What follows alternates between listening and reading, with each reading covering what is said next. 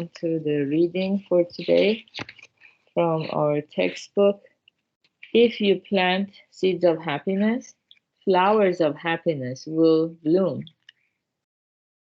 And today we are on lesson number 8 in chapter 6, page 166. When we are anxious and upset about someone we dislike, it's important to calm down and examine our own mental state. Everyone has one or two people with whom they just can't seem to get along, yet with whom they must live or work. Once you start to think, I don't like him, or there is something unpleasant about her, then being together becomes difficult, and the other person's ways and habits begin to seem annoying. You can always try to avoid, whenever possible, the person you dislike, but there are many situations where that becomes impossible, as when that person is a coworker in your department or your immediate supervisor. Shakyamuni Buddha lists as one of the sufferings that no one can avoid the pain of encountering persons or things one dislikes. In the Buddha's age and in our own, this seems to be an inevitable part of living. But if this is an inevitable kind of suffering, it seems a shame not to use it as an opportunity for growth. In reality, there are many instances where one feels strong dislike for an aspect of someone else's personality that exactly mirrors an aspect of one's own. Through my email newsletter, I was once presented with a problem regarding human relations in the workplace. My boss is a very disagreeable person, and whenever he makes some remark, it riles me. What do you often what do you find offensive in what he says? I asked. The answer was that this boss always spoke as if he were absolutely sure about things, was merciless in pointing out other people's mistakes, and insisted that his own ideas were correct.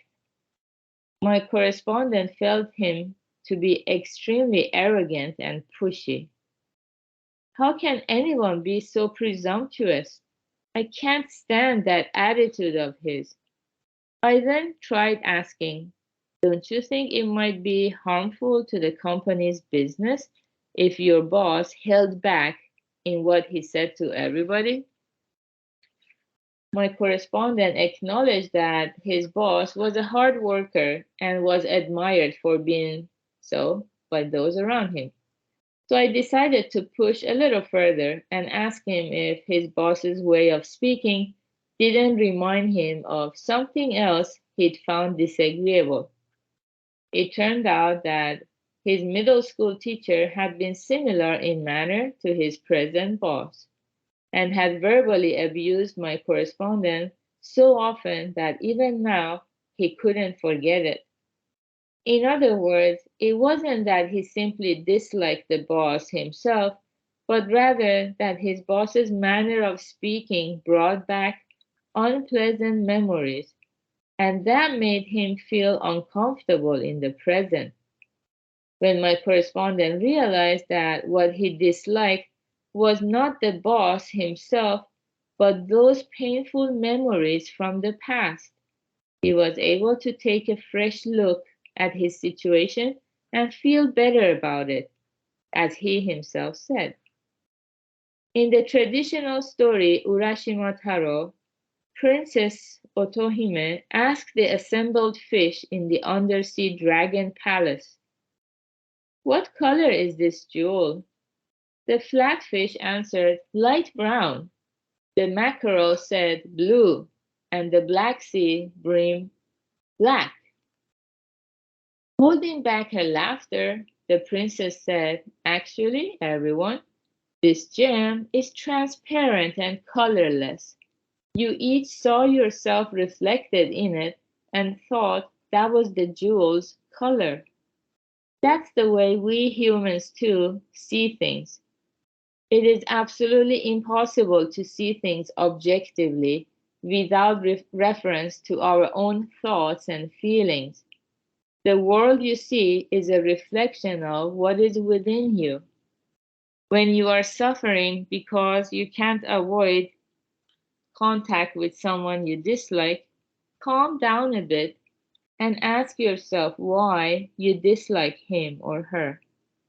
It may be that painful memories of your past are being projected onto the other person. He talks the same way my overly strict father did. He reminds me of that teacher of mine who was always playing favorites among the students.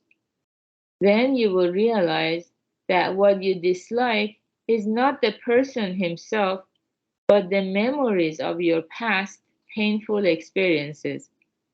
That should help you deal better with your negative feelings. The person you dislike may be helping you come to know yourself more deeply. Even so, it sometimes happens that we become upset about someone we dislike, find it hard to remain calm, and suffer as a result. At such times, the best thing to do is not to spend too much time thinking about the person, not to pay them too much attention. You may think, that's too hard a thing to do. It's unrealistic advice.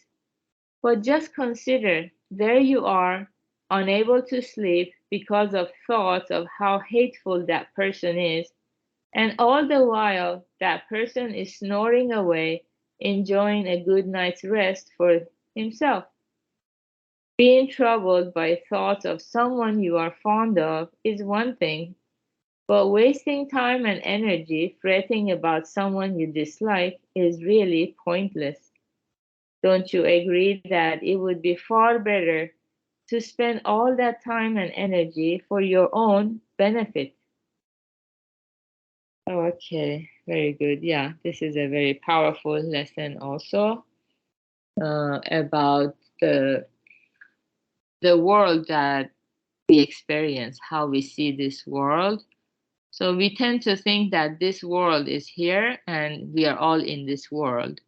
But actually, Buddhism teaches us that each one of us is creating this world the way we see it and experience it based on the karma that we have been accumulating.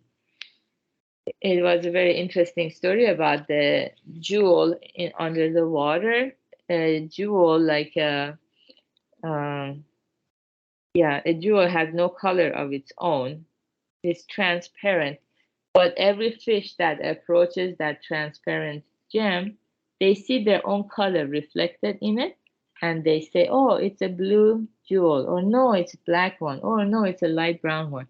And then they can fight or whatever, not knowing that it's a reflection of the color they carry.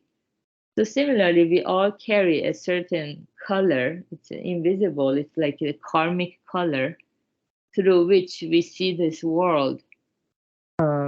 If we learn about this cause and effect relationship, the karma that we carry with us, little by little, we will be able to understand why things have happened the way they have, and we kind of release that resentment or bitterness that we hold on to because of the past experiences we've had. And then we don't have to project it onto other people, so we can enjoy more harmonious relationship with people around us.